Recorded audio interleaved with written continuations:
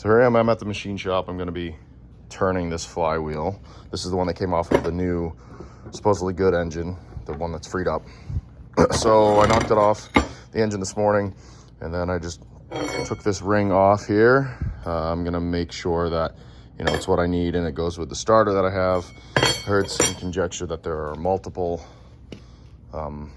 tooth counts between different years and different size flywheels. I'm not sure if any of that's true, but I want to make sure everything's matching before I get in there. And I don't really know the condition of any of this stuff. This flywheel's had some life, so I might even replace it. I'm not sure, but you can see, you know, it only engages in certain areas. So like it engages here, and engaged here. That doesn't mean it never engaged in these other areas, but it definitely had some carnage in a few spots. So, and this is the surface finish on this flywheel. There's a ridge. It's been around, it's been used, but I got new clutch stuff coming, and I'm gonna bring this thing back from the dead, and we're gonna be using this old lathe here, which if you go onto the Austin Machines YouTube channel, you can see I helped to move this in and wire it and get it all ready to go. This is a good old lathe. It was Army surplus. It's badass. The motor on it had a tag that said it was from a 5-inch ammunition hoist, World War II era. Pretty cool. And another cool horizontal boring mill that I helped Chip find, and kind of helped him arrange the whole drop off, and then we got this going, so should be cool. Here's machining the flywheel for the 1946 2A. Came off of a mystery engine. And a mystery lathe. Yeah. We don't really know how old the lathe is. But it has a 1944 ammo hoist motor. So oh, yeah. This was involved with the Navy at some point. There's the tags on the refrigerator. Yeah. I put the tag on the refrigerator. Big old lathe. That was destined for the scrapyard. So you can see the spots, the hard spots. See the hard spots there? Yeah. That's the hard spots in the iron. See them going around. That's the hard spots in the iron. I mean, modern carbide tools plow through that stuff like it's butter. This lathe it's plenty beefy for the job. It's kind of this is its second run of doing something. Yeah, I mean, it's yours. Productive in quotes. Yeah, it's productive. I'm not going to say it's a paying job. Doesn't make any money, but it's right. But it's not costing any money either. Yeah. It's kind of good to know. Why have a 40s lathe if it can't fix 40s Jeeps? Doesn't make any sense.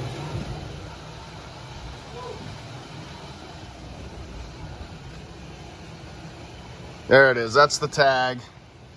That was on the motor. Yeah, I know. Someone could have bought a Milsurp storeroom full of motors and put it on, but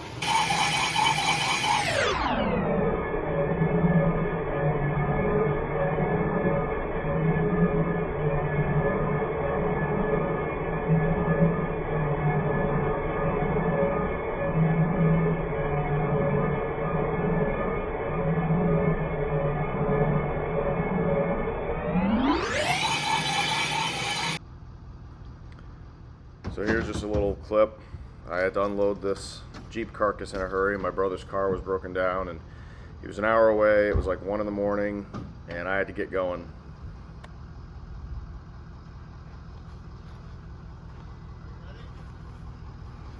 Yep.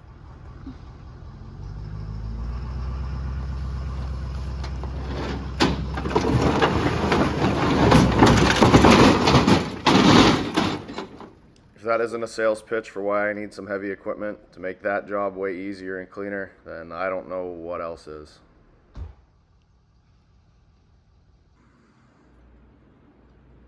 So I'm just getting ready today to make another push on the Jeep. I had a late evening last night rescuing my brother's broken down car. The gas station he was sitting at got broken into while he was sitting there, and yeah, his car was out of coolant, so it was overheating horribly, even though it's like 15 degrees outside. And when I got there, his car had gone dead. so it wouldn't start, and I had my electric winch with me, but I couldn't get it working at first. I couldn't figure out what was wrong with it. It turned out there was like a ground wire that had broken free, and so I ended up getting it running, but I didn't get home until almost 4 in the morning. So I took a slow morning, just kind of enjoyed the wood stove, got that all going, and now I think I'm going to pull the transmission and transfer case out of the Jeep, because it's gonna have to happen anyway, and I don't have clutch parts, and I don't have more engine parts that I need to get going farther on that. The flywheel's machined. I'm gonna haul the drive shafts out, take those over to the machine shop. My friend Chip runs Austin Machine in Sanford, Maine. You saw me machining the flywheel with him there, and one of his main avenues of business is rebuilding drive shafts and building gears. I would say he's sort of like a cross between a hot rod shop and like a job machine shop, fully tooled up for your machine work. But you know, he does tons and tons of car stuff too, because everybody's got cars, and if you want to build a cool Jeep or a muscle car or whatever, he's got it all there. So yeah, that's my plan of attack right now, and just sitting here enjoying the wood stove and the really cool little fan. But yeah, back to Jeep stuff. So I pulled the head off of the old engine. The plan is to rebuild this. It's going to be a shop project, and this is what I found. So as you can see, it's sat, but I was expecting it to be worse. I'm hoping that the head wasn't damaged real bad, but it doesn't look like it's awful. You know, obviously we'll see what we see when we see it, but really only 2 cylinders are truly bad, and obviously they're the ones where, you know, the ATF was able to get in, right? Those are the valves that were open. The intake and exhaust manifolds were the entry path here, but I'm gonna suck the stuff that's in there out, and we'll have a little more of a look.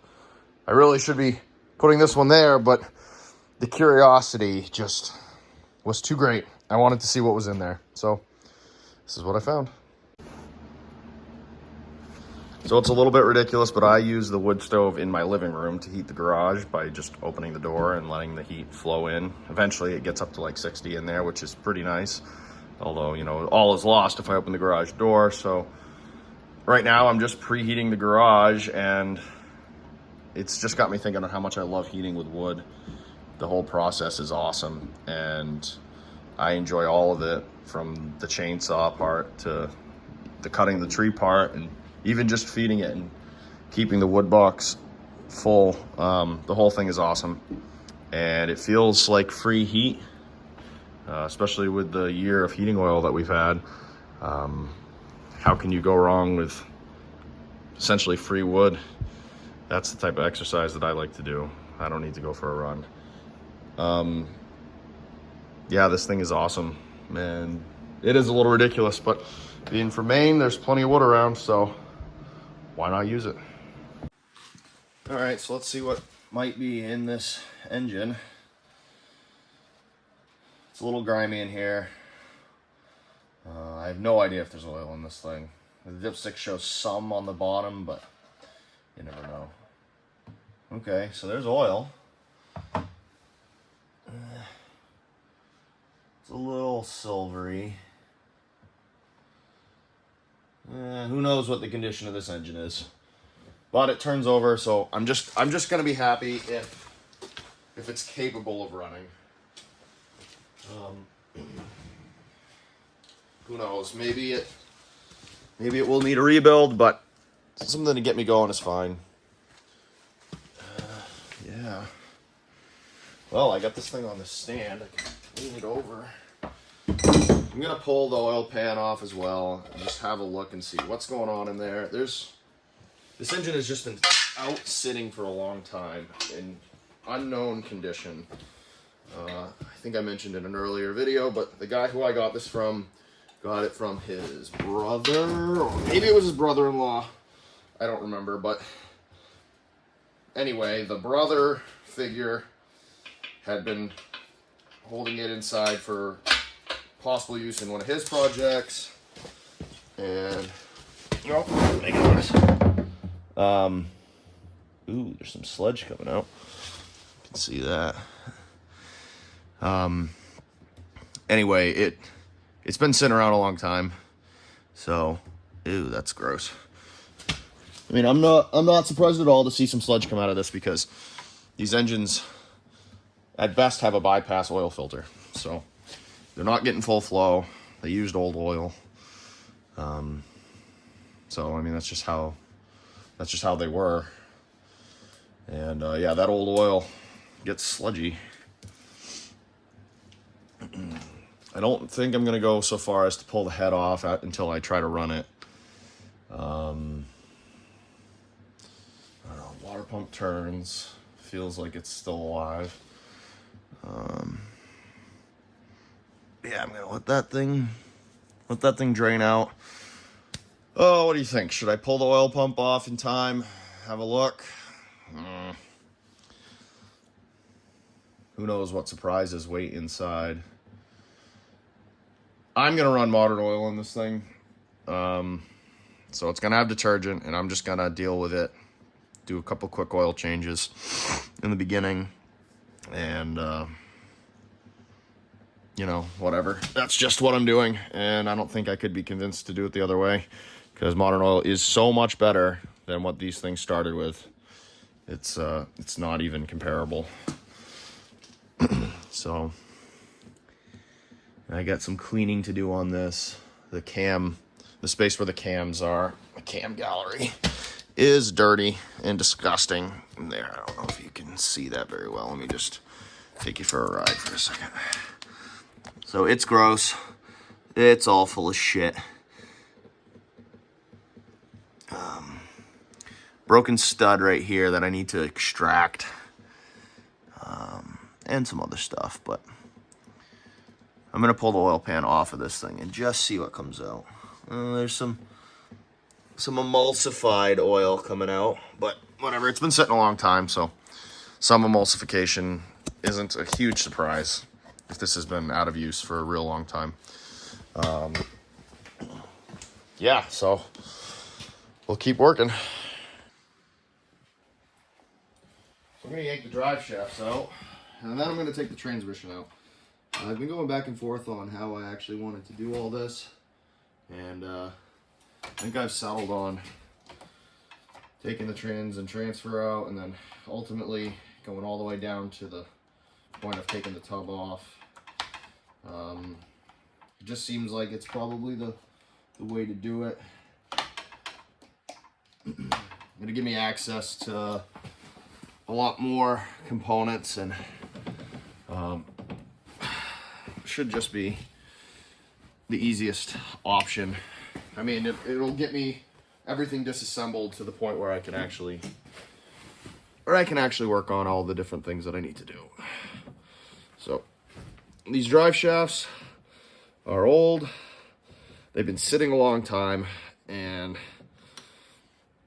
I think at least checking them out is worthwhile. And they got to come out anyway, so I can get the transmission out, transfer case out. And I really want to take a look at the transfer case and the transmission. There's a bunch of stuff under here that I need to address. So I'm hoping that by just taking this out, I'll save myself some hassle. Okay. This big plate's in the way, but I can't really get to it cleanly without moving the transmission out first, so kind of which do you take?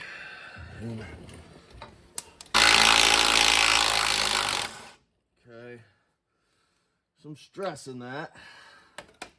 So this next one's gonna break it free. I just want to make sure I'm standing where I'm not gonna get pinched up in it, because this transmission is trying to come down. Tried to put the jack on the cross member in a place where I thought it might be balanced, but I'm not gonna be surprised if this just falls out.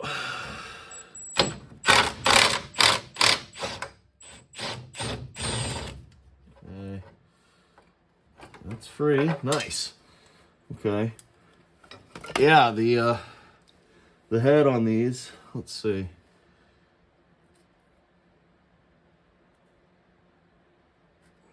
Maybe it says AF. I don't know if you can see that. The bolt's on the other side, it was more clear, but I don't know. I might just sandblast those just to see what it says. Pretty cool. For some reason, I find that interesting. So, all right. Let's just go down and see what happens.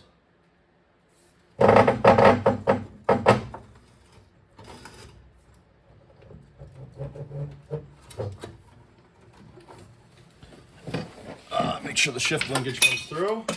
Looks like it's all.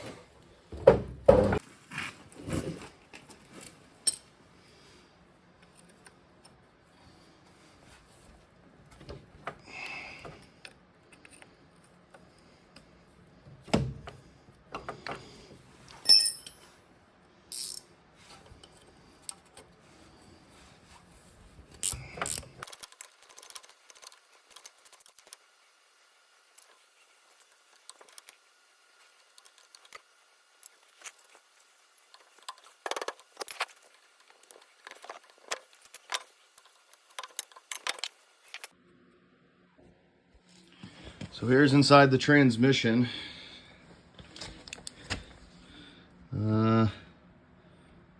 Yeah, it's dirty. There's junk in there. I'm probably gonna fill it up with diesel fuel and just see what happens. You know, you can't break it anymore, right? And maybe it comes back to life. I don't know.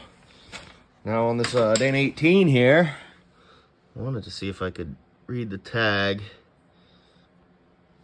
Might need to get something to clean it. Here we go. Let's just do just a little bit of that.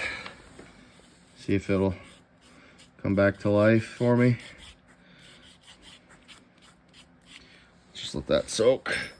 But yeah, it's out. Now the Jeep has only the axles left, and I guess the steering box for mechanical components. It's sure a whole lot easier to manage this way. And let's just let her down here.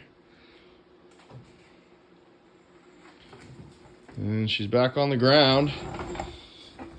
So, yeah, there's a whole bunch of stuff here.